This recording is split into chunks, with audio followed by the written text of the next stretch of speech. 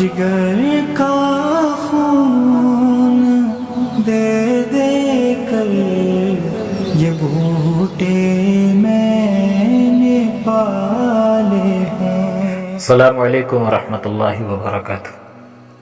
ناظرین، گزشتہ قسط میں آپ نے ایک سیدھی سادی قبائلی لڑکی کی داستان سنی جسے شہزادہ روم قسطنطین نے اپنی ہوس کا نشانہ بنانے کی کوشش کی، لیکن عین وقت پہ دوسرا شہزادہ اس کے لیے فرشتہ رحمت بن کر اس کی عزت کو درندہ صفت قسطنطین سے بچا لیتا ہے۔ آئندہ اس قسط میں آپ کو ایک ایسی عورت کی کہانی سننے کو ملے گی جو فطرت کے اعتبار سے زہریلی ناگن ہے۔ جب اپنے مکر و فریب کے جال تننا شروع کرتی ہے تو پھر بڑے بڑے بادشاہ بھی اس کے قدموں میں سر بسجود ہو جاتے ہیں۔ تو آئیے بغیر کسی تمہید کے قسط نمبر 30 آپ کی سماعتوں کے حوالے۔ بسم اللہ الرحمن الرحیم۔ پچھلی قسط میں تفصیل سے ذکر آیا ہے کہ ہرقل کے بیٹے یوکلس نے اپنے بڑے بھائی سے ایک لڑکی کو بچانے کے لیے تلوار نکال لی، اور بڑے بھائی قسطنطین نے بھی تلوار نکال لی۔ کوئی ایک بھائی دوسرے بھائی کے ہاتھوں یا دونوں ایک دوسرے کے ہاتھوں قتل ہو جاتے، لیکن محافظ دستے کا ایک کمانڈر درمیان میں آ گیا اور خون خرابہ ہوتے ہوتے رہ گیا۔ ہرقل نے یوکلس کو بلا کر ڈانٹ دیا تھا کہ اس نے اپنے بڑے بھائی کی توہین کی ہے۔ اس واقعہ کے پیش نظر یوکلس کی کوششوں کا نتیجہ تھا کہ قبائلی عیسائیوں کی یہ لڑکیاں میدان جنگ میں خیموں میں رہنے کے لیے بھیج دی گئی تھیں۔ یہ ذکر بھی تفصیل سے ہو چکا ہے کہ ہرقل کا سارا پیار اپنے بیٹے قسطنطین کے ساتھ تھا، جو اب اس ساری فوج کا سپہ سالار یعنی کمانڈر ان چیف تھا، جس فوج نے حمص میں یلغار کرنی تھی، اور پھر قسطنطین کو ہرقل نے اپنا جانشین مقرر کر دیا تھا۔ یوکلس ایک بار پھر میدان جنگ میں چلا گیا۔ ابھی جنگ شروع نہیں ہوئی تھی، وہ سارا دن وہاں دور دور تک پھیلی ہوئی فوج میں گھومتا رہا اور عیسائی قبائل کے سرداروں اور دیگر افراد سے پوچھتا پھرا کہ اپنی لڑکیوں کے متعلق مطمئن ہے یا نہیں۔ قسطنطین اسی فوج کا کمانڈر تھا۔ اس وقت وہ اپنے خیمے میں تھا۔ اسے اطلاع ملی کہ یوکلس اس ساری فوج میں گھوم پھر رہا ہے اور وہ زیادہ تر قبائلیوں کے ساتھ باتیں کرتا ہے۔ قسطنطین خیمے سے نکلا، گھوڑے پر سوار ہوا اور اس طرف گھوڑا دوڑا دیا جس طرف یوکلس گیا تھا۔ اسے یوکلس نظر آ گیا اور وہ اس تک جا پہنچا۔ یہاں کیوں آئے ہو یوکلس؟ قسطنطین نے پوچھا، اور اس کے جواب کا انتظار کیے بغیر کہا، تمہیں سب سے پہلے میرے پاس آنا چاہیے تھا۔ تمہیں کسی نے یہ حق نہیں دیا کہ فوج میں گھومو پھرو اور جو چاہو سپاہیوں سے کہتے رہو۔ میں نے یہ حق اپنے آپ کو خود ہی دیا ہے۔ یوکلس نے کہا، میں بھی اسی ہرقل کا بیٹا ہوں جس کے تم ہو۔ میں تمہارے ماتحت نہیں کہ جو تم چاہو گے میں وہ کروں گا۔ میں تمہارے اس سوال کا جواب دینا ہی نہیں چاہتا، لیکن ہماری بادشاہی ایسی صورتحال میں الجھ کے رہ گئی ہے کہ میں تمہارے سوال کا جواب دوں گا۔ الجزیرہ کے یہ قبائل ہماری مدد کو آئے ہیں اور تم نے ان میں بد اعتمادی اور بے دلی پیدا کر دی ہے، صرف ایک لڑکی کی خاطر۔ میں دیکھتا پھر رہا ہوں کہ ان لوگوں کی خفگی اور رنجش دور ہوئی ہے یا نہیں۔ میں ان پر اعتماد بحال کرنا چاہتا ہوں۔ یوکلس کی کمزوری یہ تھی کہ وہ بائیں بازو سے معذور تھا۔ پیدائشی طور پر اس کا بایاں بازو بالکل ہی سوکھا ہوا تھا۔ وہ دائیں ہاتھ سے ہی تیغزنی، برچھی بازی اور گھڑ سواری اسی طرح کر لیتا تھا جس طرح دونوں بازوؤں والے کیا کرتے تھے، لیکن یہ معذوری اس کے لیے ایک بدقسمتی اور طعنہ بن گئی تھی۔ تم کیوں تسلیم نہیں کرتے کہ تم معذور ہو؟ قسطنطین نے کہا، تم ادھورے انسان ہو۔ فوج کے لیے اور میدان جنگ کے لیے تم محض بیکار ہو۔ یہاں باتیں کرنے کے لیے آئے ہو، یہ جان لو کہ میدان جنگ میں زبان نہیں تلوار چلا کرتی ہے۔ یوکلس نے اس کے جواب میں کچھ بھی نہ کہا۔ اس نے قسطنطین کی آنکھوں میں آنکھیں ڈال کر دیکھا اور اس کے ہونٹوں پر تنزیہ سا تبسم آ گیا۔ پھر اس نے لگام کو ہلکا سا جھٹکا دیا، کچھ ایڑ لگائی، گھوڑا دوڑا اور وہاں سے چلا گیا۔ قسطنطین دیکھتا ہی رہ گیا۔ دونوں بھائیوں میں عداوت تو پہلے ہی موجود تھی، لیکن قبائلی لڑکی کے واقعہ کے بعد یہ عداوت اور زیادہ زہرناک ہو گئی تھی۔ دونوں بھائیوں کی رگوں میں ایک ہی باپ کا خون تھا، لیکن دونوں کی مائیں الگ الگ تھیں۔ قسطنطین ہرقل کے پاس جا پہنچا اور اسے بتایا کہ یوکلس کچھ زیادہ ہی خودسر ہوتا جا رہا ہے۔ قسطنطین نے ہرقل کو وہ ساری بات بتائی جو یوکلس کے ساتھ ہوئی تھی۔ مجھے اس پر شک ہے، قسطنطین نے کہا۔ وہ کہتا تو ہے کہ ان قبائل کا اعتماد بحال کر رہا ہے، لیکن میں کہتا ہوں کہ وہ قبائل میں ہمارے خلاف بد اعتمادی پیدا کر رہا ہے۔ آپ جانتے ہیں کہ اس لڑکی کے معاملے میں یہ کہاں تک جا پہنچا تھا؟ لڑکی کے باپ تک پہنچا اور اسے جا بتایا کہ تمہاری لڑکیاں یہاں محفوظ نہیں۔ میں جانتا ہوں، ہرقل نے کہا، یہ میں سب جانتا ہوں، یہ لڑکا اپنے دماغ سے کام نہیں لے رہا، اسے اس کی ماں ہمارے خلاف اکسا رہی ہے، تم اپنے کام پر توجہ رکھو۔ میں ایک مشورہ دینا چاہتا ہوں، قسطنطین نے کہا۔ یوکلس کو بڑی آسانی سے غائب کیا جا سکتا ہے، کیا آپ نے کبھی یہ حل سوچا ہے؟ بادشاہوں کے محلات میں اپنے مفاد کی خاطر بھائیوں کا اپنے بھائیوں کو قتل کروا دینا کوئی عجیب کام نہیں سمجھا جاتا۔ تاریخ ایسے واقعات سے بھری پڑی ہے۔ ہاں، میں یہ بھی سوچ چکا ہوں، ہرقل نے کہا، لیکن یہ وقت ان چھوٹی چھوٹی فضول باتوں پر غور کرنے کا نہیں۔ پورا ایک ملک ہمارے ہاتھ سے جا رہا ہے۔ میں یوکلس کو مروانا نہیں چاہتا، اگر ایسا کیا تو تم اس کی ماں کو اچھی طرح جانتے ہو۔ وہ کوئی ایسی زمین دوست چال چلے گی کہ ہمارے پاؤں کے نیچے سے زمین نکل جائے گی۔ یہ مجھ تک ہی رہنے دو کہ میں کیا سوچتا ہوں۔ تم حمص پر نظر رکھو اور پوری کوشش کرو کہ الجزیرہ کے یہ قبائل ناراض نہ ہوں۔ ان کی ہمیں ابھی ضرورت ہے۔ ہمارا مقصد پورا ہو گیا تو پھر میں ان لوگوں کو اسی سطح پر گرا دوں گا جو ان کی اصل سطح ہے۔ جو کچھ آپ کرنا چاہتے ہیں جلدی کریں، قسطنطین نے کہا، کہیں ایسا نہ ہو کہ یہ ماں بیٹا اپنی کوئی زمین دوز کارروائی کر گزریں اور ہم دیکھتے رہ جائیں۔ مجھ سے زیادہ اور کسے احساس ہوگا کہ ہم پر کتنا نازک اور پرخطر وقت آ پڑا ہے۔ اگر آپ نے مجھے اتنا اختیار دے رکھا ہوتا تو میں اس یوکلس کو غداری کے الزام میں اپنی فوج کے سامنے سزائے موت دیتا اور اس کا سر برچھی کی انی میں اڑس کر ہر طرف اس کی نمائش کرتا۔ یہ شخص بلا شک و شبہ غدار ہے۔ اصل مسئلہ اسے مروانے کا ہے، ہرقل نے کہا۔ اگر اسے غداری کے جرم میں جلاد کے حوالے کیا گیا یا اسے ہم نے کسی خفیہ طریقے سے قتل کروا دیا تو اس کی ماں الجزیرہ کے قبائلیوں سے کہے گی کہ اس کے بیٹے کو صرف اس لیے قتل کیا گیا ہے کہ اس نے ایک قبائلی لڑکی کی عزت بچائی تھی۔ پھر تم سوچ سکتے ہو قسطنطین، ان قبائلیوں کا رد عمل کیا ہوگا؟ ہمارے لیے بہت ہی مشکل کھڑی ہو جائے گی۔ ہرقل جلاد قسم کا بادشاہ تھا، اس کے ہاں رحم نام کی کوئی چیز موجود نہیں تھی، لیکن وہ ایک شہزادے کے معاملے میں ہوش مندی سے کوئی اقدام کرنا چاہتا تھا۔ یہ تو اس نے فیصلہ کر لیا تھا کہ یوکلس کو زندہ نہیں رہنے دے گا، لیکن قسطنطین ابھی جوانی کی عمر میں تھا، اس کی سوچیں اور اس کا تجربہ باپ جتنا نہیں تھا، اور اس کے دل میں یوکلس کی دشمنی آگ کی طرح اسے جلا رہی تھی۔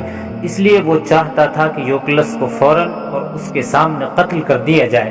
ہرقل نے قسطنطین کی یہ بےتابی دیکھی تو بہتر جانا کہ اسے بتا دے کہ وہ یوکلس کو اس دنیا سے اٹھانے کا کیا طریقہ سوچ چکا ہے۔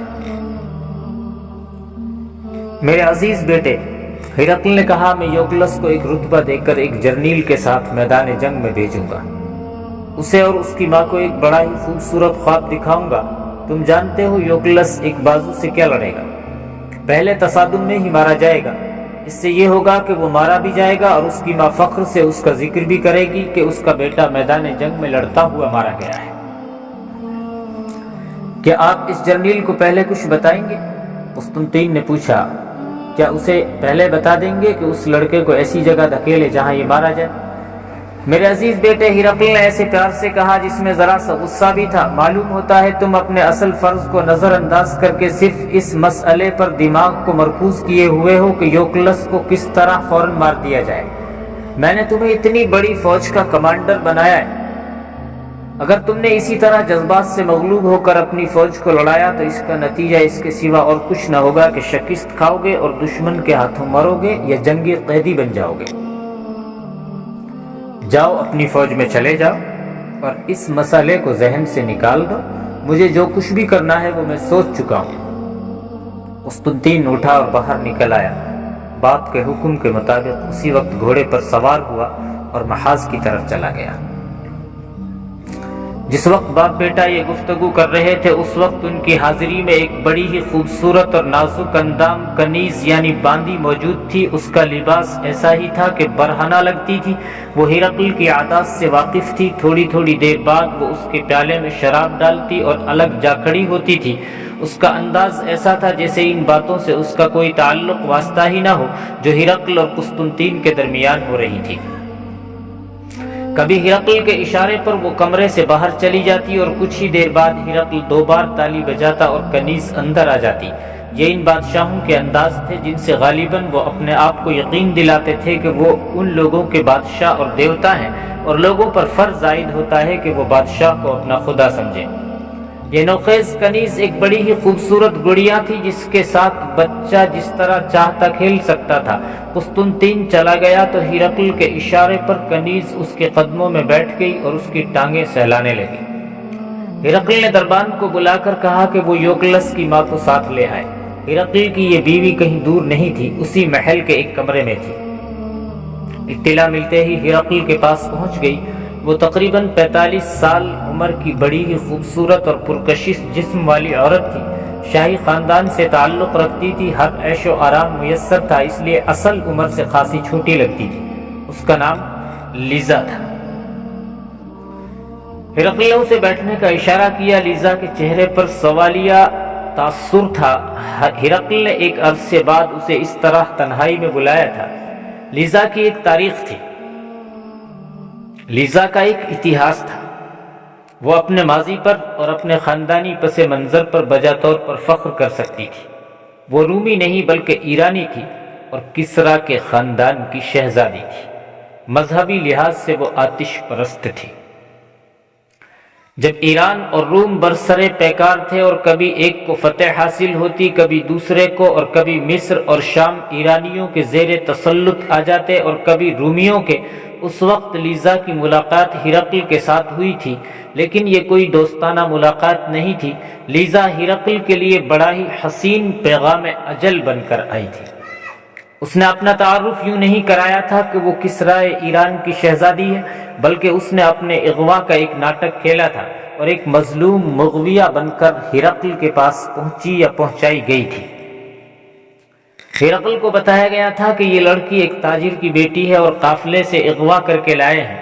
ہرقل اس وقت جوان تھا اور ایسے ہی ہیروں اور موتیوں کی تلاش میں رہتا تھا۔ اس نے یہ تحفہ دل و جان سے قبول کر لیا۔ شام پر ایرانی قابض ہو گئے تھے اور ہرقل نے ایرانیوں پر جوابی حملہ کرنے کے لیے روم کے بادشاہ فوکاس کو اس کا تختہ الٹ کر بالکل معزول کر دیا تھا اور پھر شام پر حملہ آور ہوا تھا۔ وہ آدھا شام فتح کر چکا تھا جب یہ لڑکی اس کے پاس آئی یا اسے پیش کی گئی۔ لڑکی کسی تاجر کی بیٹی نہیں تھی، نہ اغوا ہوئی تھی۔ کسریٰ کی ایک سازش کے تحت لڑکی کو بڑی ہی کامیابی سے ہرقل تک پہنچا دیا گیا تھا۔ کسریٰ نے کہا تھا کہ وہ ہرقل کو قتل کرنا چاہتا ہے، اور ہرقل قتل ہو گیا تو پھر رومی فوج اس کے مقابلے میں نہیں ٹھہرے گی، لیکن اسے قتل کس طرح کیا جائے۔ اس موقع پر اس شہزادی نے کہا کہ وہ یہ کام کر سکتی ہے۔ کسریٰ رضامند نہ ہوا، لیکن لڑکی نے جب اپنا منصوبہ بیان کیا تو کسریٰ نے ایک سازش تیار کر لی اور مطلوبہ افراد کو بلا کر سب کچھ سمجھا دیا۔ لڑکی کا کام یہ تھا کہ شراب میں ہرقل کو زہر پلا دے گی اور وہاں سے فرار ہو آئے گی۔ اس شہزادی کو اندازہ نہیں تھا کہ جسے وہ زہر پلانے آئی ہے وہ بڑا ہی شاطر اور غیر معمولی عقل و دانش رکھنے والا بادشاہ ہے۔ ہرقل نے بڑی کامیابی سے منصوبہ بنا کر بادشاہ کا تختہ الٹ دیا تھا اور روم کے عوام اور روم کی فوج اس کے ساتھ ہو گئی تھی۔ ہرقل اس شہزادی کے حسن سے اتنا متاثر ہوا کہ اس نے اس سے کہا کہ تم ایرانی حسن کا بے مثال نمونہ ہو۔ شہزادی کے منہ سے نکل گیا کہ میں ہوں ہی ایرانی۔ ہرقل اسی سے چوکنا ہو گیا۔ ایرانیوں اور رومیوں کی دشمنی تو ضرب المثل بن گئی تھی۔ ہرقل نے کسی شک و شبے کا اظہار کیے بغیر شہزادی کے ساتھ ایسا پیار اور پر اثر سلوک کیا جس کی اس شہزادی کو توقع نہیں تھی۔ ہو سکتا ہے ہرقل کو اس لڑکی پر شبہ ہو گیا ہو اور ہرقل نے اس کی اصلیت معلوم کرنے کے لیے یہ طریقہ اختیار کیا ہو کہ اسے داشتہ بنانے کی بجائے محبوبہ بنا لیا اور اس کے آگے بچھنے لگا۔ ایک روز شہزادی کو موقع مل گیا اور اس نے شراب میں زہر ملا بھی دیا، لیکن جب شراب کا یہ پیالہ ہرقل کے آگے رکھا تو اس کا اپنا دل اس کے خلاف ہو گیا۔ ہرقل نے پیالہ اٹھا لیا اور جب پیالہ اس کے ہونٹوں سے 1-2 انچ ہی دور رہ گیا، شہزادی نے جھپٹ کر پیالہ اس کے ہاتھ سے چھین لیا۔ ہرقل حیرت زدگی کے عالم میں اسے دیکھنے لگا۔ میں تمہیں زہر نہیں دے سکتی، شہزادی نے کہا، اور ہرقل کو بتا دیا کہ وہ اغوا نہیں ہوئی تھی اور ایک منصوبے کے تحت آئی تھی۔ ہرقل نے اسی وقت ایک خاص ایلچی کو بلایا اور کسرائے ایران کے نام پیغام لکھوا کر اسے دیا اور کہا کہ وہ فوراً روانہ ہو جائے اور یہ پیغام کسرا کے ہاتھ میں جا کر دے۔ پیغام میں ہرقل نے لکھا تھا کہ جس شہزادی کو تم نے مجھے زہر پلانے کے لیے بھیجا تھا وہ اب میری بیوی بن چکی ہے، اور یہ بھی سن لو کہ اس پر کوئی جبر نہیں کیا بلکہ یہ اس کی اپنی خواہش تھی جو میں نے دلی مسرت سے قبول کر لی ہے۔ اگر مجھے زہر دینا ہی مقصود ہے تو ایک اور شہزادی کو بھیج دو، لیکن یہ بھی ذہن میں رکھو کہ وہ بادشاہ جو مرد میدان ہوتے ہیں میدان میں آ کر لڑا کرتے ہیں اور اپنی بیٹیوں کو اپنے دشمن کے پاس نہیں بھیجتے۔ یہ واقعہ تاریخ کے حوالے کرنے والے مؤرخ نے لکھا ہے کہ ہرقل کا ایلچی پیغام لے کر چلا گیا اور پھر کبھی واپس نہ آیا۔